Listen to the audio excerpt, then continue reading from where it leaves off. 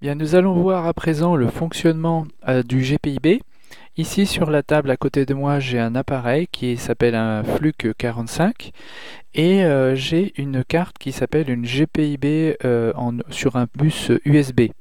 Donc dans périphérique interface, ici je retrouve ma carte GPIB USB en high speed. Et c'est là qu'on vient configurer les instruments qui sont branchés en dessous. Donc quand on est ici, on vient balayer pour détecter les instruments. Et ce que ça fait, c'est que ça envoie la chaîne de caractères étoile IDN pour avoir en retour l'identification ici du Fluke 45. Ensuite, il apparaît ici en tant qu'instrument avec une adresse spécifique et on peut cliquer droit pour faire communiquer avec l'instrument. Et à partir de là, vous pouvez faire soit un write et ensuite lire ce qu'il y a dans le buffer de retour. Donc ici c'est flux 45. L'adresse au fait est de la carte GPIB, c'est l'adresse 0 et la primary address, donc l'adresse de mon appareil, ici est sélectionnée en adresse 2. Ou alors on peut faire un query, ce qui revient au même puisqu'on vient juste écrire et lire les différentes chaînes de caractères. Ici, on vient de voir que donc tout est bien branché, on est dans le configurateur Mesurement et Automation Explorer. Et ce qu'il faut faire maintenant, c'est basculer dans la view pour pouvoir utiliser cet instrument. Donc plutôt que d'utiliser les chaînes de caractères à la main, il est possible d'aller faire une recherche dans Outils, Instrumentation, rechercher un driver d'instrument pour pouvoir l'installer automatiquement dans la palette. La View vous propose à ce moment-là les différents drivers possibles à installer. Ici, il y en a déjà un certain nombre qui sont déjà installés sur mon LaView. Et ce qu'on peut faire, c'est rechercher les instruments qui sont réellement connectés. Donc ici, je vois que j'ai détecté automatiquement le flux 45. Donc je peux double-cliquer dessus pour remplir automatiquement ici le nom du fabricant et les mots-clés, ici flux 45, parmi le grand nombre d'instruments que l'on pourrait ajouter à la main si on le souhaite en faisant une recherche manuelle. Une fois qu'on a fait cette sélection, on lui dit de rechercher sur le serveur NI les différents drivers qui sont compatibles avec cet appareil.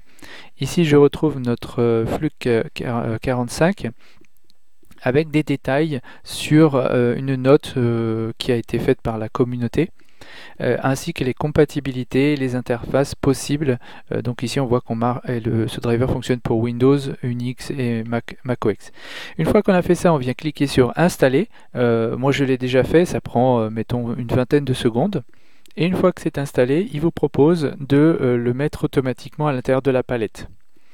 Donc ce driver instrument apparaît ensuite à l'intérieur ici de entrée-sortie d'instrument et les drivers d'instruments, ils se retrouvent ici, flux 45.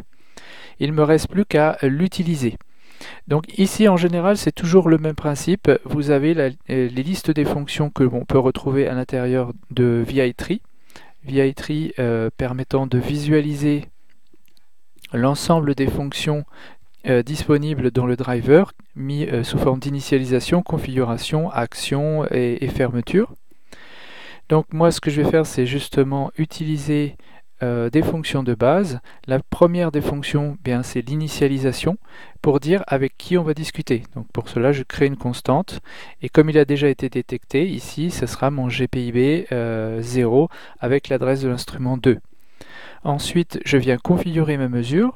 Je prends le VI de configuration de mesure et sur la face avant, eh bien, ce que je viens faire, c'est mettre une commande, créer une commande qui va me servir à sélectionner les différentes fonctions présentes sur l'appareil. Donc ici, c'est un multimètre, donc j'aurai le choix entre AC, DC, ohmmètre, etc. Ensuite, je viens dans Data, faire une lecture de la mesure. Donc c'est là qu'on va envoyer les chaînes de caractères et les recevoir. Je viens afficher ici en tant qu'indicateur l'afficheur du multimètre, l'afficheur numéro 1. Et bien sûr, à la fin, je viens faire une fermeture de mon VI. Et pour être très propre, eh bien, il faudrait créer ici un indicateur. Par exemple, je crée un indicateur, savoir si tout s'est bien passé. Je passe dans la face avant. Et ici, je retrouve mes différents choix. Je vais mettre la mesure 1 plus gros au niveau taille, pour qu'on voit bien la mesure.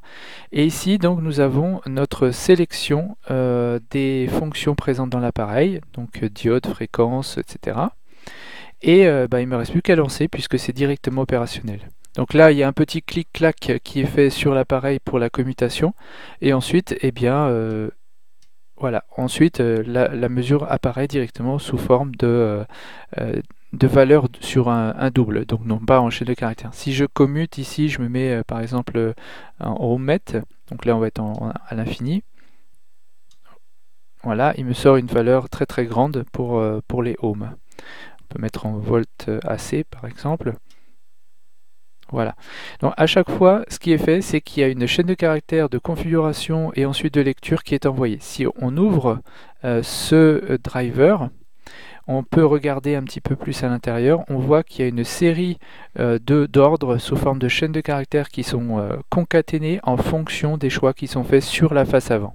Donc ici, suivant le choix qu'on fait en face avant, ça émettra la chaîne val 1 point d'interrogation, val 2, etc. Et ensuite, c'est envoyé à l'intérieur de la fonction écriture.